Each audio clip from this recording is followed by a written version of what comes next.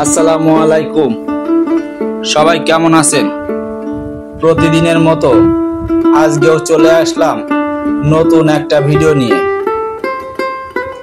এটা হচ্ছে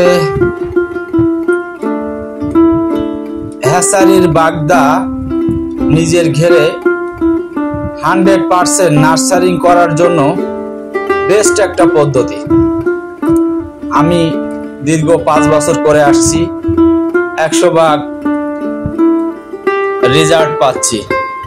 তাই আপনাদেরকেও উপহার দেব আজকের এই নার্সারির কিছু পদ্ধতি। আসলে অনেকে বলে না, অনেকে দেখায় না, সে নিজেই মনে করে যে আমি নিজেই বড় হব। আসলে এরকম কিছুই না।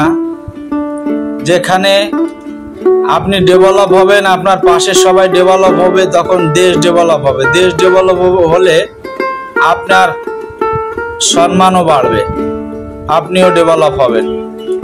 তো কখনোই ভাববেন না যে আমি একা বড় হব। সব সময় চেষ্টা করবেন যে আমার দেশকে আমি কিভাবে উন্নত করব, আমি কিভাবে উন্নত হব। যাই হোক, আমরা আজকে নিয়েছি সোনামুখী হ্যাচারির কিছু মাছ। আমার পাশেই হ্যাচারি, খুব সুনামধন্য হ্যাচারি। তো প্রথমে আমরা একটা নেট, 16 হাতের একটা নেট 4 ফিট হাইটের জুড়ে নিয়েছি। জুড়ে নিয়ে দেখলেই তো বুঝতে পারতেছেন কি করা লাগবে। এই নেটগুলো তলা দিয়ে সুন্দরভাবে মাটিতে গেড়ে দিতে হবে। অবশ্যই পানিটা পরিষ্কার রাখতে হবে, ঘোলা পানিতে মাছ ছাড়া যাবে না। আর কমপক্ষে 3 ফুট পানি রাখতে হবে বা 2.5 ফুট। আমার একটু পানি কম আছে, যদিও পানি এখন ভরে যাবে, যেহেতু আমার নদী থেকে পানি আসে, আমার বোরিংও আছে। এটা হচ্ছে সোনামুখী হ্যাচারি, রতনখালী গেট, আমার ঘেরের পাশেই। অনেক সুন্দর মাছের পিএল। তো আপনারা সবাই এলাকার যারা আছেন চেষ্টা করবেন এই মাছটা নেওয়ার। আমি এবার খুব ভালো রেজাল্ট পাইছি। সে মাছগুলো এখনো ধরতেছি, 25-26 কেজি হয়েছে। অনেক সুন্দর মাছ। তো এভাবে কিছু বন, মানে যে এগুলো শ্যাওলা দিয়ে দিতে হবে। মাছগুলো তো ছোট, অতিরিক্ত গভীর হলে চলবে না। 2-3 ফুট পানি, পানিটা অবশ্যই ঠান্ডা থাকতে হবে, পরিষ্কার পানি। তো আমরা এখন প্যাকেট খুলে আস্তে করে ছেড়ে দেব।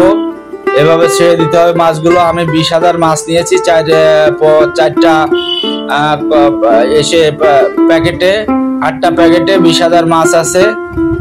তো 2,500 করে এভাবে ভালো করে ধুয়ে ওর ভিতরে মাছ আছে কিনা সেটা পর্যায়ক্রমে দেখতে হবে। আর প্যাকেটগুলো সাদায় রাখবেন, আপনার প্রয়োজনীয় পরে কাজে লাগতে পারে। আর এই যে লাভার বলেন, আপনারা কি গাডার বলেন, আমাদের এখানে গাডার বলে। অবশ্যই এই পদ্ধতি অবলম্বন করলে আপনাকে অনেক টাকার বান্ডিল গুনতে হবে। তার জন্য এই গাডারগুলো আপনি অবশ্যই সংরক্ষণ করে রাখবেন ইনশাল্লাহ। তো এইভাবে সুন্দর করে মাছগুলো ছাড়তে হবে। অতিরিক্ত জোরে, মানে স্পিড দিয়ে ফেলাবেন না, তাহলে আবার এসে চলে যাবে। নেটটা সবসময় টান টান রাখতে হবে। চেষ্টা করবেন রোদ ওঠার আগে সকাল সকাল এই নার্সারিং সিস্টেমটা করার। আর আমার এর থেকে পানি, আমার ঘেরের ভিতর খাল আছে, তো সেখানে দেয়নি। এর জন্য এটা হচ্ছে সমতল ভূমিতে, মানে জমিতে দেওয়া, ধানের জমিতে দেওয়া। এটা আমি 10 দিনের মতো এখানে নার্সিং করব। 10 দিনের মতো নার্সিং করব। আমি লাস্টে দেখাই দেব আমি যে কি খাবার খাই। আপনারা ভালো খাবার দিতে পারেন, ফ্রি নার্সারি এটা। আপনারা যে কোনো খাবার আপনারা খাওয়াতে পারবেন, বললে দিবে, সমস্যা নাই। ভালো খাবার দিবে যে কাউকে খাবারের দোকানে বললে। তো এইভাবে প্যাকেটগুলো খুলতে হবে। খুলে সুন্দরভাবে দেখতে হবে। মাছগুলো বেশি জোর করে পানি করা যাবে না, আস্তে করে ছেড়ে দিতে হবে। দেওয়ার পর 10টা প্যাকেট, জাস্ট সকালে 50 গ্রাম খাবার দিলেন 20,000 মাছের জন্য। এই অনুপাতে যা হয় আপনারা ভাগ করে নেবেন। বিকালে 50 গ্রাম, তাহলে দিনে আপনার 100 গ্রাম খাবার লাগতেছে। 100 হয়তো 10-20 টাকা কেজি নিতে পারে। এতে আপনি 100% রেজাল্ট পাবেন। মাছগুলো 10 দিনের মধ্যে মেজের কাঠির মতো সাইজ হয়ে যাবে। আপনার মাছগুলো আর বাজে মাছে খেতে পারবে না।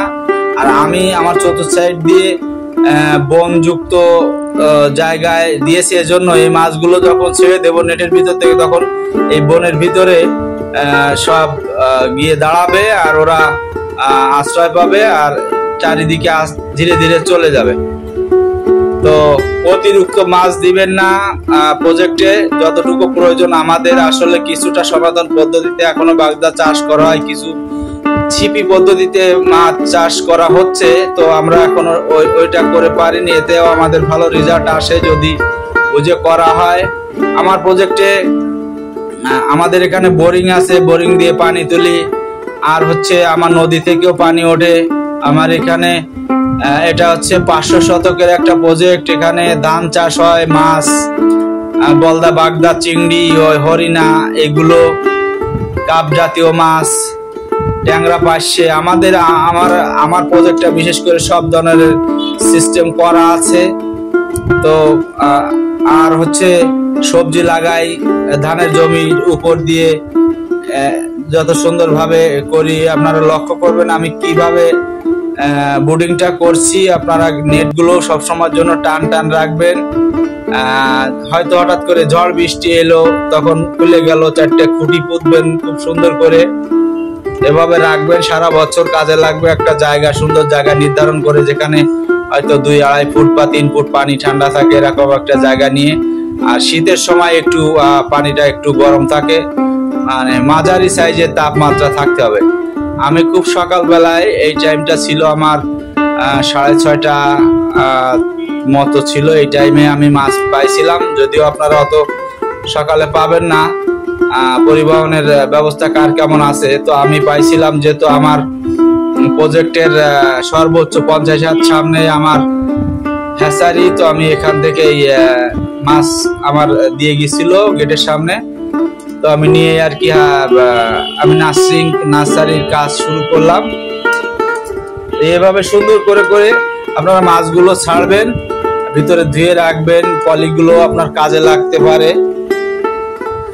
আমার দেখেন চতুর্থ সাইডে যে ধানের জমি, এটা দিয়ে এখানে ধান চাষ করা হয়। তো এর পাশে অনেক বন আছে, এর ভিতরে মাছগুলো আস্তে আস্তে চলে যাবে, যেহেতু ছোট মাছ এখন তাদের প্রয়োজন আশ্রয়ের।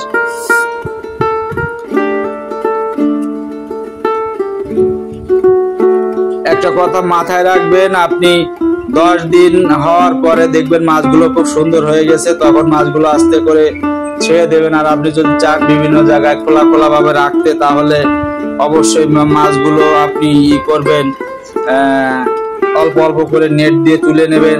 নেট দিয়ে তুলে নিয়ে করবেন, নেট দিয়ে তুলে নিয়ে সেই সব জায়গায় দেবেন। দেওয়ার পর আপনি অবশ্যই এগুলো সেট করে রাখবেন।